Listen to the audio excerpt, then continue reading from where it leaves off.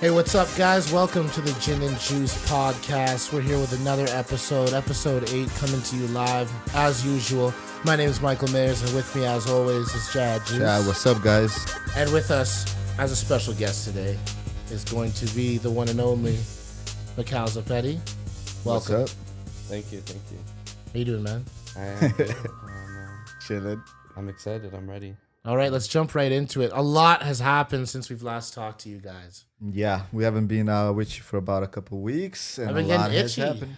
I've been getting itchy. I'm really excited for this episode. We're going to talk to you guys a little bit about the NBA, our local champions, the Toronto Raptors. We're going to be talking about that, a little bit more about free agency for a bit, and then we're going to talk to you guys, obviously, about UFC, Fight Night 154 coming up, and also UFC ESPN 3. Both of those fights are going to be pretty sweet. We've got Korean Zombie versus Moicano in Fight Night 154, and we've got UFC ESPN 3 headlined by Ngannou and Dos Santos. So, guys, let's jump right into it and talk a little bit about our first topic. We've got Kawhi Leonard and what he's done for us in Toronto, and the fact that we just won a championship, man. Where were you guys when? When we won the championship? Yeah. I was watching it at home, to be honest. Yeah.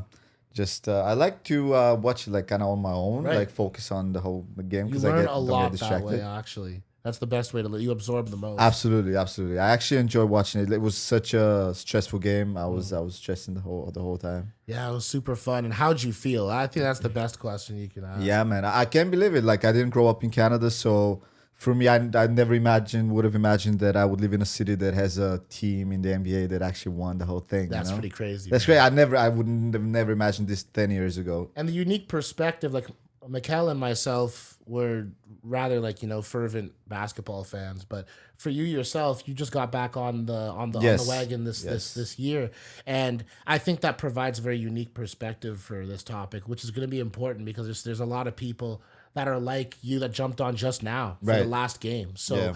I think it's great to have these type of perspectives, and I love what this has done for the city and what this has done for our country. Really, this is Canada's team, right? Like Mikal, like what did you feel? I felt like relief and like just intense happiness and a feeling of validation for all those struggles that we had. And what did you feel? Definitely relief, but very much satisfaction because being someone that followed the team and saw the ups and the downs, and a team before that, I would still say this is a team that should do it and should win, and having faith in it, and it never amounting to what I thought if everyone played well, that's what it would look like. But this year, just the playoffs in general, looking at this team, how everything started to click the way that it should have for them, and they played like the team they should be, and it was beautiful. It was satisfying, and it was just, yes, okay, thanks. Like, they were awesome. Everyone was playing magnificently, and like, as a basketball fan, that's awesome. And a team has to do that to beat a team like the Warriors. So Yeah, Yeah, 100%. I think everything just aligned this time, right? Like, just Seriously. all the stars aligned for the Raptors to actually like pull it through. But It could have the been. thing It could be. I mean, Yeah. I'm not beside the point of the injuries that the Warriors had, like that enabled us to kind of go out there and like win it. We definitely took advantage of it, unlike some other teams like the Rockets, let's say. But I mean, it was still an earned victory in my mind. It wasn't just gifted or like super lucky. They played amazingly all season. They got the right players this time around, and I think there was a sensation or the feeling among everybody, kind of like maybe it's now or never. If we don't get it now, we don't know when we're gonna be able to actually get it. Yeah, like you said, the stars aligned. What we experienced was a once in a lifetime opportunity, if you really think about it, because not just like, like, Toronto's not going to win again. I'm talking about it from the perspective of, first of all, there's only one first. Like, there's only one first, and we were here for that, and that's amazing. There's something unique about being at the inaugural iteration of something. But to further that point, I feel like the moment that we were able to share this as a community and as a national village in a way. If you look at all the 40 different Jurassic Parks from coast to coast, it's amazing.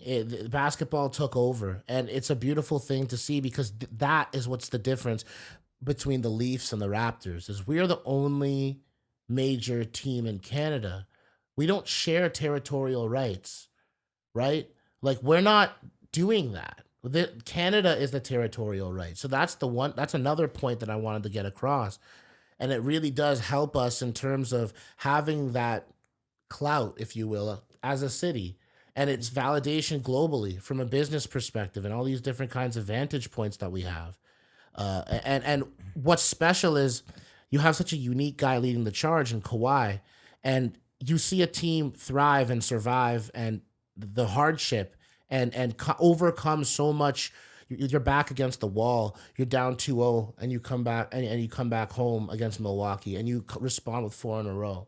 Yeah, I mean, people wrote them off a lot of times along the way, right? All you heard in the American media was over and over again how inferior Toronto was a squad and holding us to the transgressions of the past. And no one really tried to understand that this is a different team, you know? And you've obviously got your couple pool of haters. Anyone that's a hardcore Spurs fan that's in the media lets you know how they felt about Kawhi Leonard. Yeah. And that really destroyed a lot of trust that he had with, or regardless of it being a business, it doesn't have to be personal, and it got personal. And now he just literally had the last laugh. Yeah. He had the first laugh to start the season, and he had the final laugh at the end of the season. That's right. All right? This guy's doing what he loves. And I think that a player has never embodied what Toronto represents in terms of the relative to the NBA as he feels relative to what the media has to say about his character and who he is. He embodies this team, and the team was built by Masai to embody exactly who he was, what Kawhi was. The Bulldog Kyle Lowry. You know, there's a reason they call him that. These are complementary pieces, and it's been constructed in a way where on its surface you underestimate it, but in practice, they understand when it comes to crunch time, when it matters the most, that they show up. Right. When butts get tight and palms get sweaty, they show up, and that's what Toronto is. And you put players around a guy whose mentality that way, it was a perfect audition. Yeah. It was like a perfect audition to with keep the him. outcast group. That's exactly it, right? We're exile. We're Siberia. They try to send him north of the wall. And he's like, I'm going to come down and I'm going to take y'all out.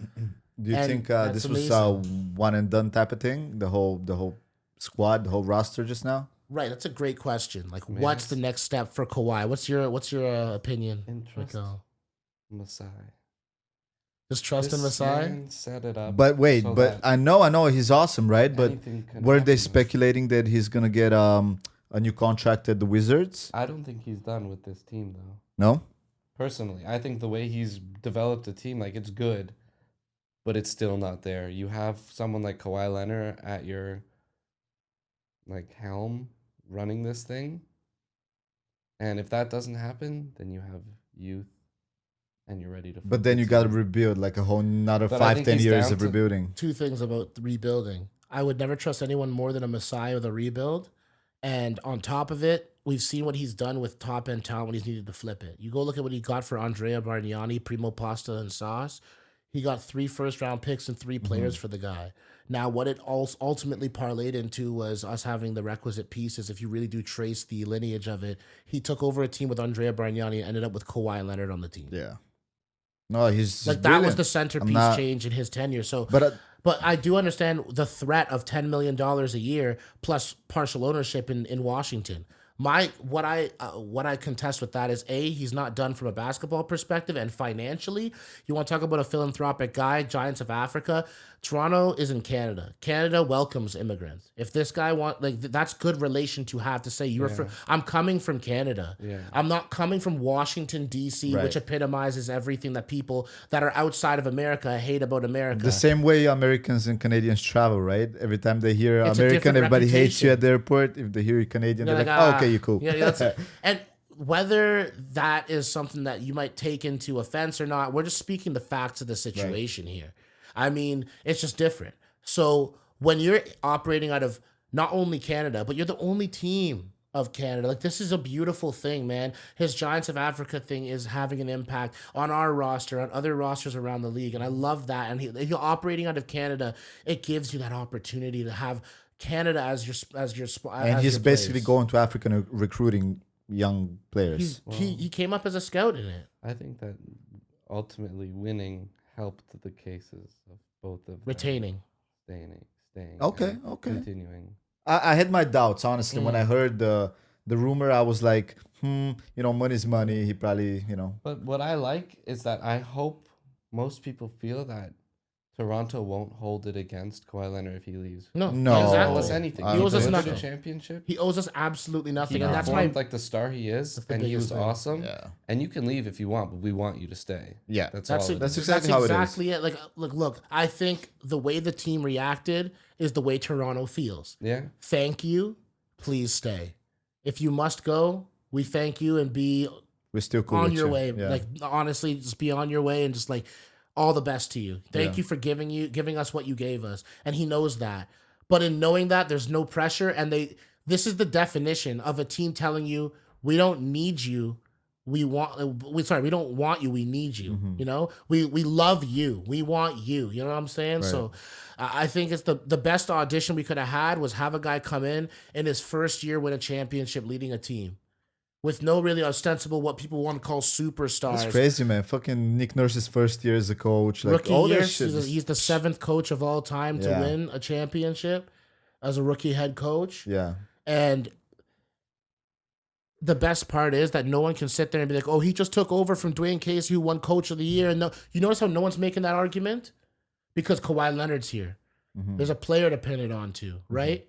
So in making this move, I don't know if this is done by intention or not, but I'm making this move for Kawhi and going all in, it took all the pressure off of Nick Nurse Right. in a way. That's true. It really did take off all the pressure. Like not all of it. He felt some, for example, for the lack of the timeout that was called, Yeah. but he lives and he just goes. He doesn't regret. He just keeps going. I didn't understand the disposition at first. Then after it was all said and done, after we won, he explained himself, and I loved what I was hearing. This guy's just on that next level. Right. Point being is Kawhi Leonard calmed him down. Even Nick Nurse said that himself.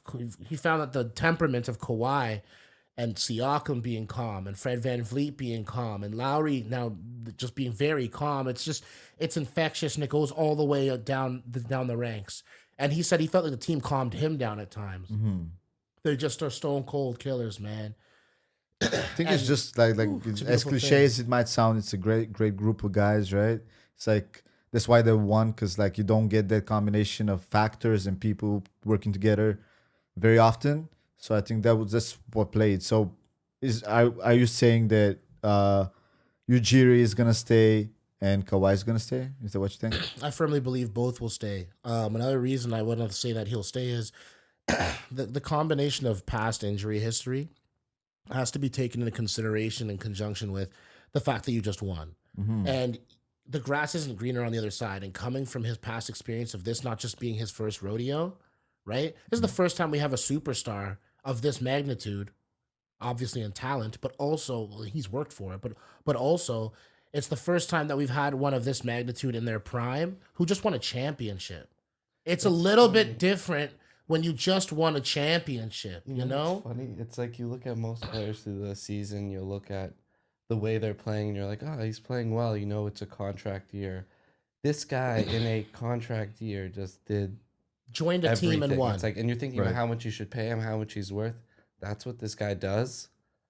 Like, He sat 22 games and started what I think is the new phase of rest. People used to call it rest and do this and do that. He just redefined it. it's injury He rested prevention. early throughout the year and played every game to end the year. Stay in rhythm.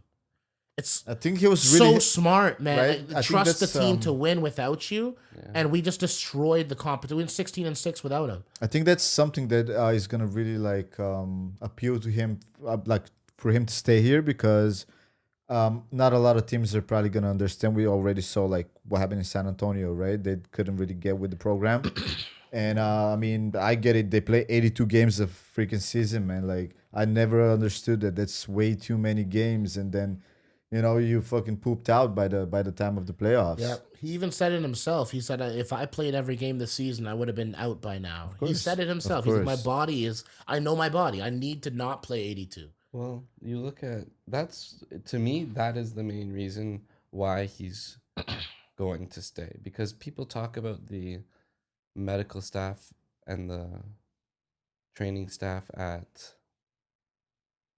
San Antonio has and how good it is. And for Kawhi to think that it failed him and the team didn't trust him, he comes to a team. I have a lot of faith in Toronto's system, and I think that Kawhi was shown how good this medical training staff is, that he can play at the peak level that he wants to. He can trust in the medical system, because no matter what, he's seen what San Antonio is, and maybe Toronto is higher than that. And if that's your ratio, how do you know other teams in the NBA are going to offer you that? This is exactly what I'm like, saying. Why would you leave something you know that has produced what you want to be healthy and care about you? Exactly, yeah. That's a great point. You can't just cut. You can't count your eggs before they're hatched. Like, you don't know grass is greener on the other side. Exactly. You know what I'm saying? And it's like medical staffs have never become more important in sports, specifically in basketball, than now. Why?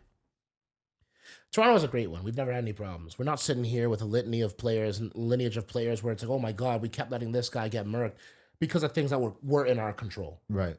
Like, you know, in terms of San Antonio and what happened there, and I would like to point the finger, not with evidence, but just an inkling at the Warriors a little bit. Why?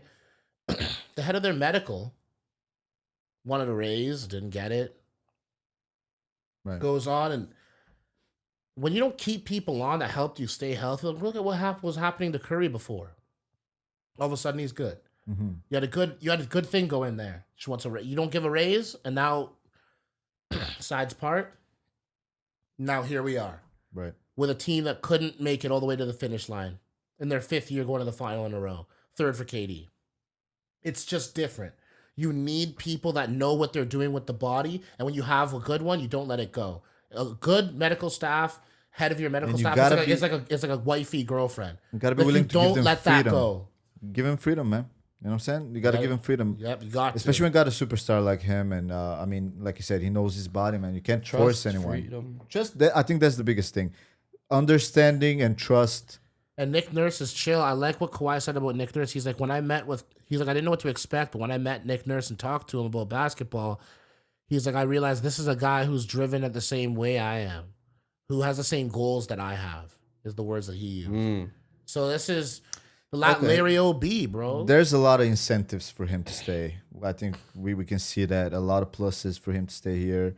And instead of chasing a new team where he doesn't really know how he's going to fit with the staff, with the other players, and with everything. So, I mean, I think he's going to stay. Also, I heard him like in an interview a while ago, before we actually won. He was saying that, the plan was to kind of come in Toronto, get to the conference finals the first year, and maybe go for the whole thing the second year. So he already came in Toronto kind of like considering a longer stay than 1 year. I've never heard him say that, I'll be honest. Yeah, no, I heard him in one interview. He said, kind of like referred to that, saying when? Before Game 6, I believe. Yeah? Yeah. I remember he said someone asked a question about is the rumors about you buying a place true? And he's like, I haven't bought a place yet. Mm-hmm. Right, yet. I mean, I'm telling you, he's open to it. The way everybody's embraced him. And Lowry's like, so the crowd was like, one more year. And Lowry's like, 5 more years. It got the crowd going. And then Uncle Dennis is the guy who's his uncle. Right. His manager. If you guys don't know, Kawhi Leonard tragically lost his father, like when he was younger. Was it to a murder? I think it was. Got shot. And was it unsolved as well? I don't think they know who did it. I think they shot him in his car wash. His dad owned a car wash and just shot him. And there it is. And that's just a different level. So when you come from that background, I'm not just speculating about this guy's level of sensitivity to trust. Like, this is a serious thing. And when you don't acquiesce to these things, it's not going to be a pretty thing. When you've got people like Tony Parker, Hall of Famer, being like, my injury was 100 times worse. Yeah, why are you calling mans out? Even if that's true, you don't say that to the media. Don't say that to a guy. Like, if someone's feeling the way he's feeling, I don't need Right. you coming and telling me Yeah. how I'm feeling. But not only that, like imagine telling all your friends, like, oh yeah, he's To the a bitch. media. To the media. Not just coming to Yeah, your that's face, basically saying, oh, coming he's to a the bitch. media. I mean, You know. knowing Kawhi though, I don't really think he cared about the media. It's more of a personal relationship. It's talking. It's not even being able to say it to my face. It's the principle of not being. And able to say also something not to not my only face. that, I don't even think To it's the so much media? about the media, but the media's perception, but the image that they create for Kawhi now. Any new team that's gonna pick him up is gonna be like, oh, wait a second, is he that guy that every time he feels a little bit of pain or something, he's like, oh, I'm not gonna play for the If whole that season. turns you off, and then you don't want to have him, then great. But we are. So I Right, don't, right. I'm just if- saying maybe even he if the cared about Clippers that. are, About like, you know what I'm saying? Like some teams might look at that, and what I'm saying is like, if we're going back to that thing where we're just like, he's talking about like we're talking about Kawhi Leonard, and we're talking about like what he's going on with in terms of how he feels about Tony Parker talking to the media. You have to be able to tell someone face to face, and if you had that even face to face and you thought it was squash, it's even worse to go talk to the media. Like there's certain things that don't need to be said, and you're airing dirty laundry in a target on one guy, and then all of a sudden he's going to New York to see his own specialist, and he doesn't play another game for them. Is it a coincidence? I don't like. For me, it's like your teammates have given up on you, your coach has given up on you, the medical staff is giving up on you. What do I need to be here for? Right? I'd feel the exact same way, yeah, especially if you're that good. Completely get his point. But I think it's more the confrontations or the meetings like they had like all player. Yeah, meetings they where had a player-to-player confronted him. thing. Yeah, Like that's very invade. shows that Yeah. the team is not on your side. How much were you talking about me to come and do an intervention? Yeah. That's just like hectic. And like and then you go and look at the rest of their medical staff again. Like Danny Green came to us with a partial tear in his groin. Like he came as part of the deal. Everyone does a physical. You guys are injured. One guy, you guys are saying he was healthy, but the other guy that you gave us was injured. You misdiagnosed him and told him that it was a strain when it was actually a partial, like a more severe partial tear.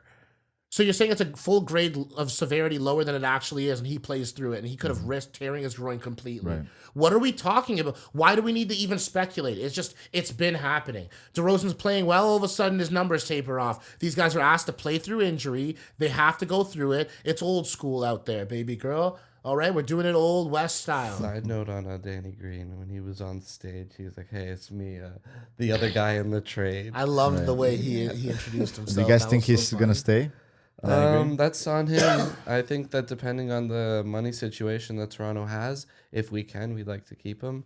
I think he's pretty I'd love cool. to have him for I'd the love to have veteran him back. minimum.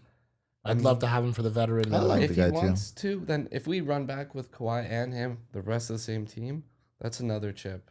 Like I they think. are- I mean, should I be the think favorites, a lot hangs on Kawhi's. other than Everything. LeBron. He's the I mean, biggest even domino. Marcus He's the Gasol biggest and like people like domino. that. I think it depends on. What if on Kawhi stays? Then you go to Danny and say, "Hey, man, please take a little bit of a yeah, pay cut." yeah. Right.